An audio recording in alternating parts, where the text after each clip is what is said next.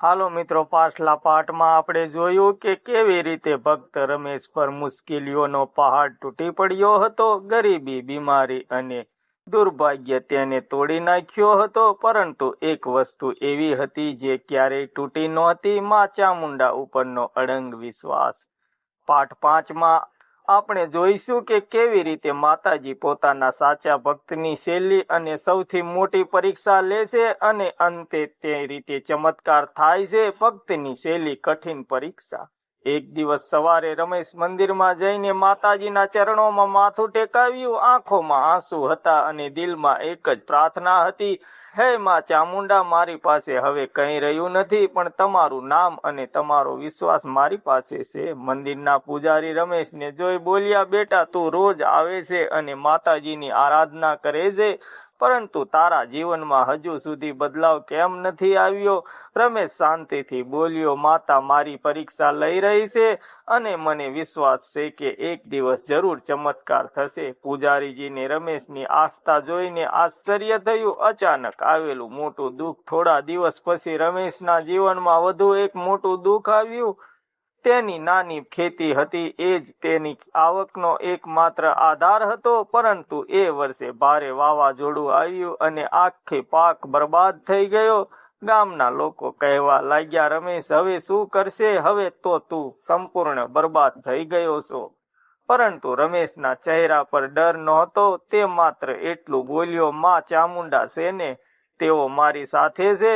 ગામવાળાઓનો મજાક. કેટલાક લોકો રમેશનો મજાક ઉડાવતા હતા: તારી માતા ક્યાં છે? જો ખરેખર માતા તારી સાથે હોય તો તને આટલું દુઃખ કેમ આવે? રમેશ શાંત રહ્યો. તે બોલ્યો: માતા જ્યારે પરીક્ષા લે છે ત્યારે ભક્તને મજબૂત બનાવે છે. એક અજાણી વૃદ્ધ સ્ત્રી. એક સાંજે રમેશ મંદિરમાંથી ઘરે જઈ રહ્યો હતો. રસ્તામાં તેને એક વૃદ્ધ સ્ત્રી દેખાઈ. તે ખૂબ થાકી ગઈ હતી અને ભૂખી લાગી રહી હતી. વૃદ્ધે કહ્યું: બેટા, મને ખૂબ ભૂખ લાગી છે. શું તું મને થોડું ખાવા માટે આપી શકે છે? રમેશ પાસે બહુ ઓછું ખાવાનું હતું. ઘરે તેની પત્ની અને બાળકો પણ હતા. પરંતુ રમેશે વિચાર્યું, ભૂખ્યા માણસને ખવડાવવું એ પણ માતાજીની સેવા છે. તેણે પોતાનું આખું ભોજન વૃદ્ધને આપી દીધું. વૃદ્ધે ખુશ થઈને કહ્યું: બેટા, તું બહુ દયાળુ છે. તારો વિશ્વાસ ક્યારેય વ્યર્થ નહીં જાય. અને થોડા પળોમાં વૃદ્ધ અચાનક ગાયબ થઈ ગઈ. રમેશ આશ્ચર્યમાં પડી ગયો. ચમત્કારની શરૂઆત. બીજા દિવસે સવારે જ્યારે રમેશ પોતાની જમીન પર ગયો ત્યારે તેણે એક અજાયબી જોઈ. ગઈકાલે જે ખેતર સંપૂર્ણ બરબાદ થઈ ગયું હતું, ત્યાં અચાનક લીલા પાક ઉગવા લાગ્યા હતા. આવું તો કુદરતી રીતે શક્ય જ નહોતું. રમેશના આંખોમાં આંસુ આવી ગયા. તે તરત જ મંદિર તરફ દોડ્યો. માતાજીના દર્શન. જ્યારે રમેશ મંદિરમાં પહોંચ્યો ત્યારે મંદિરની અંદર અચાનક તેજ પ્રકાશ ફેલાયો અને તે પ્રકાશમાંથી માં ચામુંડાનું દિવ્ય સ્વરૂપ દેખાયું. માતાજી સ્મિત સાથે બોલ્યા: રમેશ, તું મારી દરેક પરીક્ષામાં સફળ થયો છે. રમેશ આશ્ચર્યથી બોલ્યો: માં, શું તમે જ તે વૃદ્ધ સ્ત્રી હતા? માતાજી બોલ્યા: હા બેટા, હું જ હતી.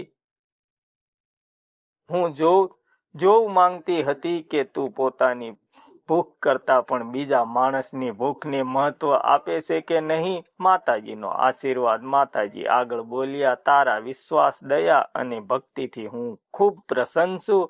આજથી તારા જીવનમાં ક્યારેય અભાવ નહીં આવે. તે દિવસ પછી રમેશના જીવનમાં બધું બદલાઈ ગયું. તેથી ખેતી ખૂબ સારી થવા લાગી. ઘરમાં સુખ શાંતિ આવી ગઈ. ગામના લોકો પણ તેને સન્માન આપવા લાગ્યા. ગામ માટે પ્રેરણા. ગામના લોકો હવે રમેશ પાસે આવવા લાગ્યા.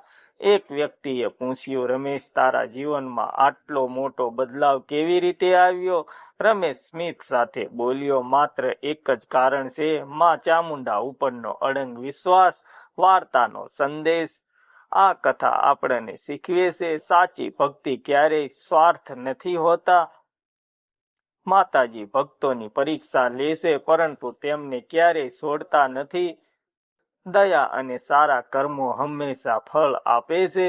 જે ભક્ત સાચા દિલથી માં ચામુંડાનું સ્મરણ કરે છે તેમના જીવનમાં જરૂર ચમત્કાર થાય છે. મિત્રો, વિડીયો સારો લાગ્યો હોય તો લાઈક, કમેન્ટ, શેર કરવાનું ભૂલતા નહીં. મળશું આપણે બીજા પાર્ટમાં. ત્યાં સુધી